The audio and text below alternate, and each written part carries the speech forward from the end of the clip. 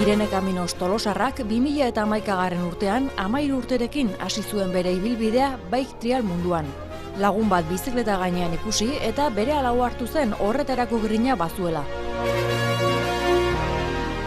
2014ean hasi zen sariak biltzen eta ordutik hona ez du geldiunerik izan. 2016 denboraldia amaitu duen honetan Gipuzkoako txapeldun eta Euskadiko txapeldun izatea lortu du. Horretaz gain, Europako txapelketan 5. postuan amaitu du, 6. postuan munduko txapelketan eta 5. postuan UCIko sailkapenean.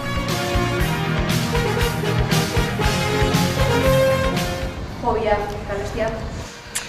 Bai, ze bai. Bidaia aldetik eta bizikleta aldetik eta bai. Izan ere, orain bidaia aipatu duzula, ez zara hemen Euskadi mailan ibiltzen, kanpoan ere ibiltzen zara. Aurten, Europa guztian zerren zara, zer proba egin dituzuz herri ikutu dituzu?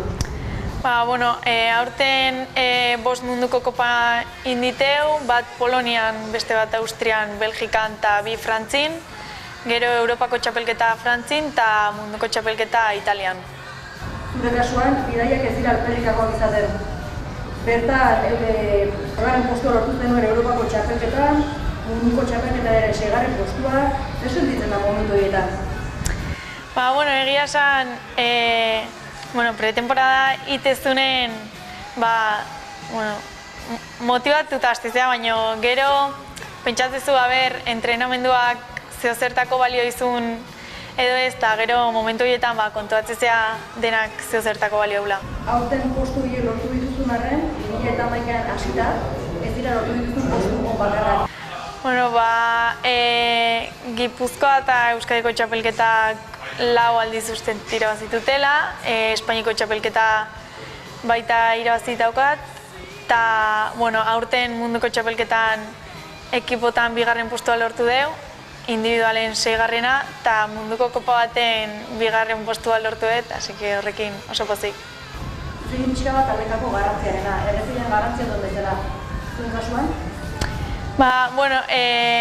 Munduko txapelketan bakarrik izatea, Europako eta munduko kopan bakarrik individualen konpetitzeu, eta, da kategoria bakoitzeko piloto batek parte hartzeu, eta, puntuk lortzen zoaz, eta, gehien lortzitunak irabaziteu.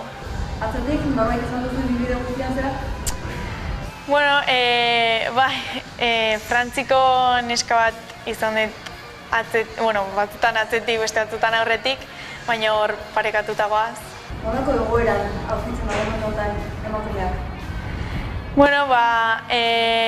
Hasi nintzanetik jende, neska gehiago daude, eta egia esan hori kirolantzako askoz hobegoa da. Eta, pixkanaka askoz geha eta hobeto gaude kirolen sartuta. Nire temporada udan izatea, así que, bidaiak eta ondo ematitut, baina adibidez, ostegun baten kanpoan joa, bueltatzen naiz astelenen, eta aste hortan berriz juni bat kanpoa, lio pixka da, baina ondo ematen. Nor ibiltzen da zurekin lasterketa ero, nork eramaten zaitu, nork ematen izan mantenimendua, nor da beti hor atzen izaten duzuna eskua botatzeko prest? Aita. Zein da bere lana? Kompetizio honekin etortzea, beak bidaian parte importantena beak daukaz, egun osoa beak pasatzeu gidatzen, así que, beak. Hemen Tolosan, ez da oso ezaguna kirola hau. Zuri esker, zurtzu duzu pixkanaka isu hartzen ari dela? Oain hasia berriz hartu deu trialeko, eskolako kurtsoa berriz hasi deu, eta oain ume txiki asko etorri dira, eta horrekin ikustea herrin behintzat kirola gehiago ezoltzeala. Nola ikusten duzu etorkizuna, bai kirolaren aldetik eta baita zure ikuspuntu pertsona betik ere? Triala bizitzeko ez da kirolo bena, baina saiatuko naiz aldeten emaitzomenak lortzen, behintzat gustua gehatzen, eta bai. Tolosako eskolakin segi, eta, a ber. Eska bakarra zara, eskola horretan, ala gehiago da. Bai, ni naiz bakarra. Eta nola esatzen da bat, mundu guztien artean?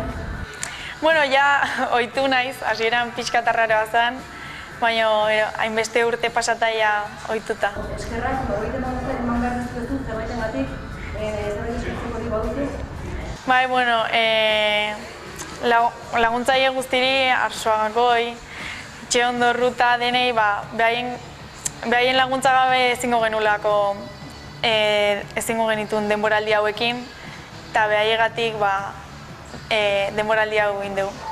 Erraza alda beraile gabe edo esponsorrik gabe aurrera eramatea, erraza dago bisortzea?